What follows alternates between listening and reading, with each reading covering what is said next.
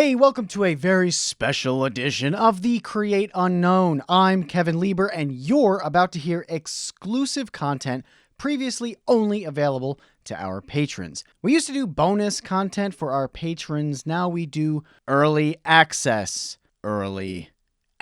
So thanks to all of our patrons, old and new. Now please enjoy listening to engineering madman William Osman discuss some love life advice. We get to hear Matt's underground Thai food story, William's grandma's loser letter, and, of course, the Vin Diesel laser cut ham sandwich. Enjoy. Time to go through that wormhole. Whoa! The effects are crazy. You guys do effects for this part?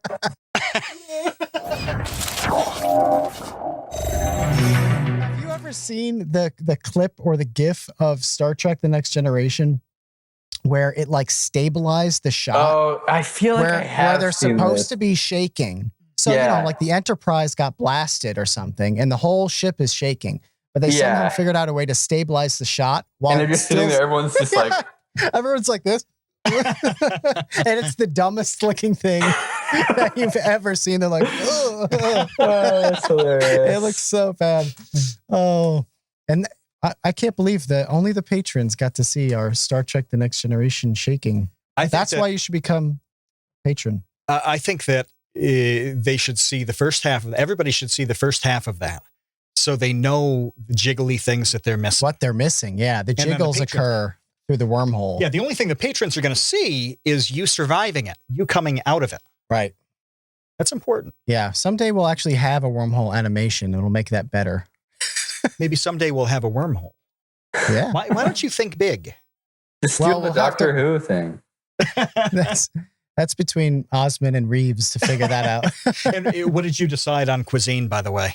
Did you make a decision? Did you commit? I think I'm going to go Thai food. I'm trying to look for... I can't find the... Oh, there's the noodles. So I had an office in Boston that was underground, and it was next to a Thai place. And there was no air conditioning in it. It was incredibly hot most of the time, and so we always had to have the door open. One day they did a promotion where they were giving out samples, and this girl stood outside for like 6 hours, literally all day. Every time somebody walked by, she would hold the thing out and say, "Taya, you'll love it," with this fake laugh. Everything. And so she did this. Yeah, this fake laugh for like hours and hours. And I couldn't shut the door because it was like 90 degrees inside. Oh, so you had to hear it over. So I heard this all day long. And at a certain point, she was just kind of dead in the eyes and expressionless, but still doing the laugh. And I thought, oh, both our lives are terrible right now. Nobody wins. Except for those people getting the free sample of delicious Thai food. That's right. Yeah. And I hope they loved it. It's been almost 20 years now. And hearing the joke once and thinking it was hilarious, and then, they can't wait to tell their buddies, oh, you're not going to believe what happened underground in Boston.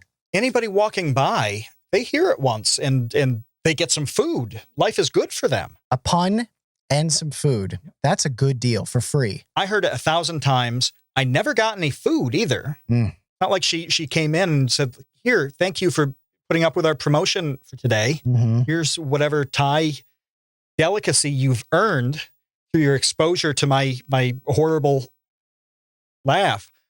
But no. Every time I hear somebody say something about Thai food like that, it just jumps in my head. Oh. Well, I'm sorry that Thai food is ruined for you. And they had so many fees to delivery. That's what you get. Jeez. Not going out and getting it yourself. I know. What if you had a fast food retrieval car? Robot? Not a bad idea. There you go. So, like I said, on the other side of the wormhole, Baseweight wants to know how to keep his future wife around. What's it like with your caregiver? Oh God, I'm probably... Does any of the electrifying items cause any friction? No pun intended. No. Or she's just kind of laid back? She doesn't care. She just does her own thing. I think as long as it's not you don't. I mean, wait, is this person do YouTube, or how do our lives overlap for my advice to be?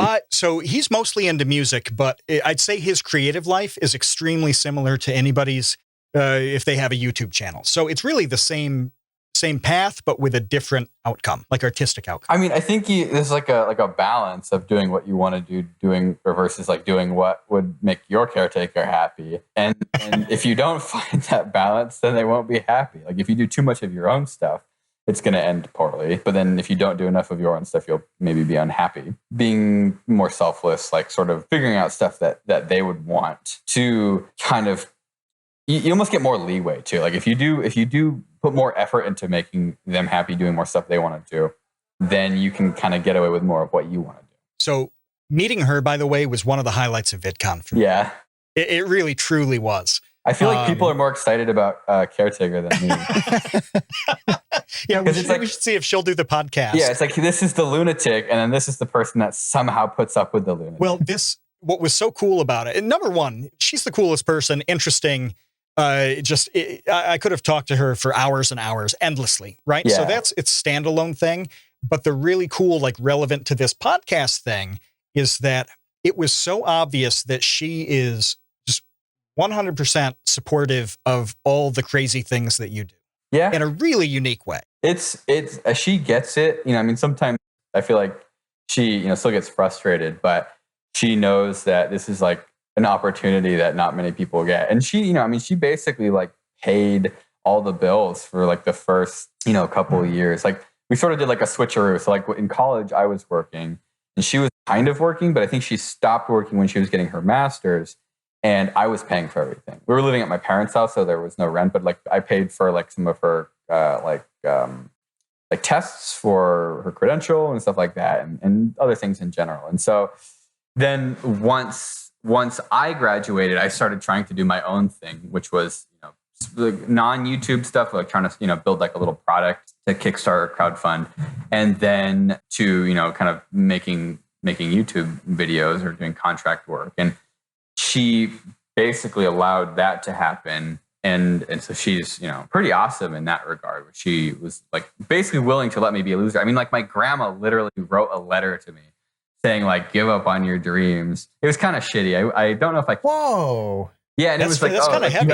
Yeah. It was like, go get a job and like take care of your wife kind of thing. And so it was like that sort of stuff where, she was very supportive of it, which I think was, I still think is amazing. Well, then I have two follow-up questions. First of which is just a comment, I guess, because that kind of leads into Jesse's question about being pressured by friends and family about not doing your job. But before we get to that and you can expand upon the grandma letter a little bit. Oh yeah. Was your caregiver taking care of you while you were laser cutting Vin Diesel out of ham? That's all I want. Yeah. Just because that's amazing.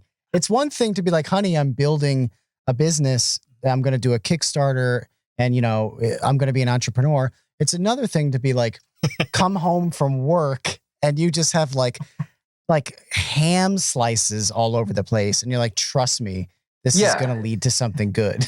Yeah. I think the worst part of that for her though was that I kept it in the freezer for like a year and a half. The bust, the sculpture. So it was taking up space in the freezer and it was getting it was like freeze drying, like the ice is sublimating out and so it starts getting really dehydrated. And so it looked like someone had sliced them with 1,000 razor blades because all the fibers were separating. So at what point do you throw that out after a year? When is the day to throw away the Vin Diesel? When the house burned down. Oh, so you didn't have to make a hard decision, did you? No, I didn't have to get rid of Vin Diesel because nature did that for me. Nature, yes. Yeah. I honestly, Mother Nature swept in.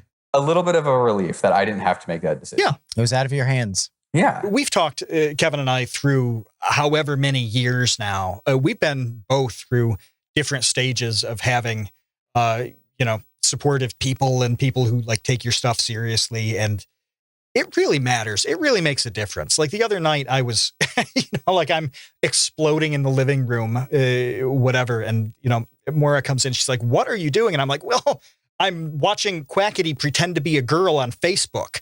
And he's getting called by these Indian men. And they don't realize that he's a boy. And like, she stops me and she's like, okay. She's like, I don't care. I'm glad you're happy. See you later. Yeah, exactly. She's like, I'm going to go back Yeah. into the kitchen. Just do your thing. Like, I'm out. You know, so I Yeah. didn't need her to sit down and watch the video with me. I Right. just needed her to like be okay with me doing it. Right. And that's fairly Not rare. make some snide remark about you wasting your time when you're clearly just having Right. fun and Yeah, letting off some steam. she's like definitely like one of the most supportive people. I think my mom too. I think my mom is like my number one fan, which is sort of hilarious. The only shit I've gotten is from my grandma, who just doesn't know anything about anything. Like, this is, you know, not her territory at all. You know, this wasn't even YouTube too. This was like in regards to like this, like the Kickstarter thing I was trying to do. I was building this little tiny like gardening sensor, which is even like a worse thing to like shit on. Like, you know, it's like That's a legitimate, solid idea. Yeah. right. And it, you know, I mean, like, whatever, but still, it's like the YouTube stuff I get, like that sort of from the outside can seem really dumb, where you're like, this is, like, you're never going to have success doing this. Like, just get a job. But that's, I think, why that like one from my grandma still bothers me a little bit. I don't think my grandma likes it. My dad's not bad, but he would send me job applications. He still kind of does. He sent A one. bit of a he's hint sort of- on that, isn't it? Yeah.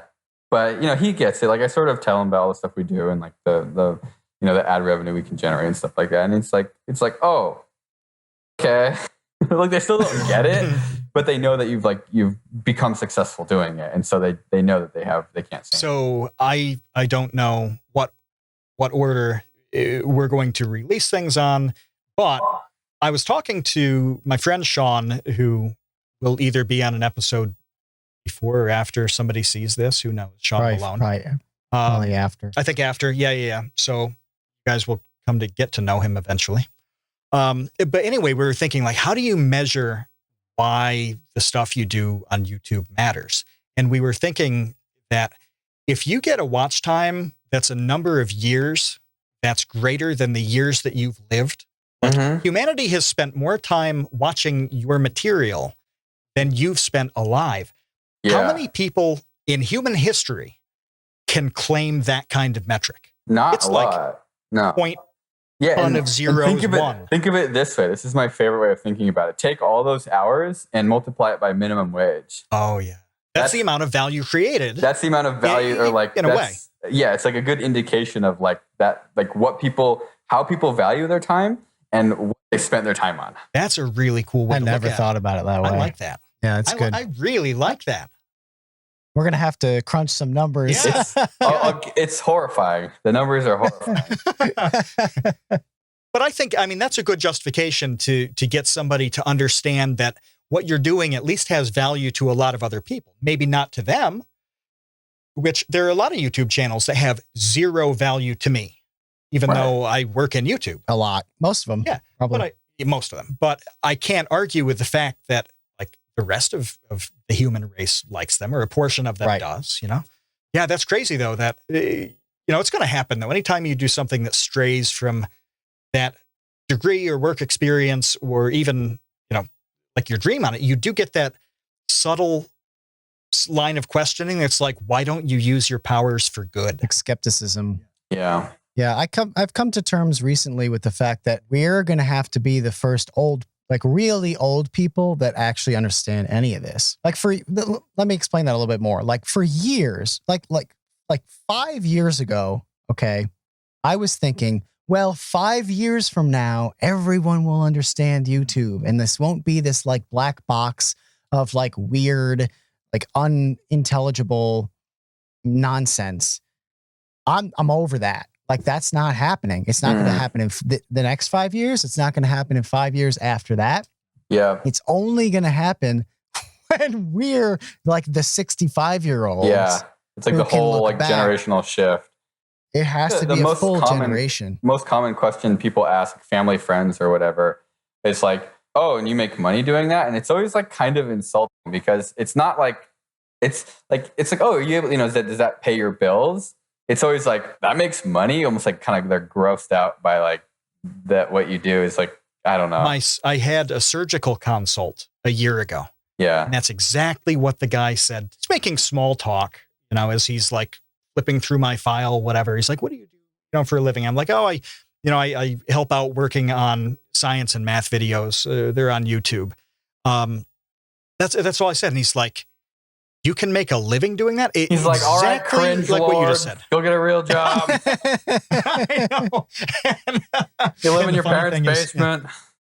The funny thing is that when the like estimate kind of for the surgery came through, it was less by like $2,000 or $3,000 than a sponsorship that I had just seen go through. Yeah. And I was like, boy, I know a total ding dong who just made more money like shouting out something for 30 seconds than you're going to make cutting me open safely. Right. But so yeah, nobody understands what that's like. Yeah, and it's like they understand, like people understand it from like a traditional media aspect of like, oh yeah, if you're on TV, you must be making millions of dollars. But like I've seen like day rates for I have some friends who've done some TV stuff, and it's like for how inconsistent the work is, like it's not a lot of money. Like it's almost scary how little money you get paid for how, like, oh, you get 2 weeks of work and then you have to go find another gig. Like if you made that money every day, it'd be great. But like, you need to have a job, like a consistent source of income. But then the instant it turns to like YouTube, it has such like a kind of connotation of like being an amateur that, people just assume that it's like a hobby. Yeah. The being an actor, I think is very scary from like, that's way riskier to me. Yeah. Because it's like, even if you somehow get on a hit show, maybe that hit show runs for 2 or 3 seasons if you're lucky. I mean, the amount of people who are on hit shows that run for like 7, 8, 9, forget Small. it. Like that, the percentage is like, you're talking about a bunch of zeros with a 1 at the end. That's that. Yeah. Everybody else is lucky if they get one big break where they're on one show that was like mildly successful for a couple of seasons. And it's like, yeah. And I think the whole industry like can be very $100,000. like predatory too, where you can be famous, you can be making some decent money, but still you have no security and people treat you like shit. Like they can just, like look at all like the Harvey Weinstein stuff and like the gross like Hollywood abuse where it's like, even if you have some level of success in traditional media, you still have no control of anything. Like you're just at the whim of someone else, and like they'll make you feel bad. I've talked to a couple people about this who have basically said that they're jealous of YouTubers who have found success because they have complete control of everything. Like you don't have to listen to someone else give you shit. Like you don't have to take smack from anyone. Like you can just do whatever you want, and if you're successful doing it, like it literally doesn't get better. You can do anything, and so. It's, arguably better than traditional media, but you're like, nobody understands that, or very few people. Not until we're the old people. Yeah.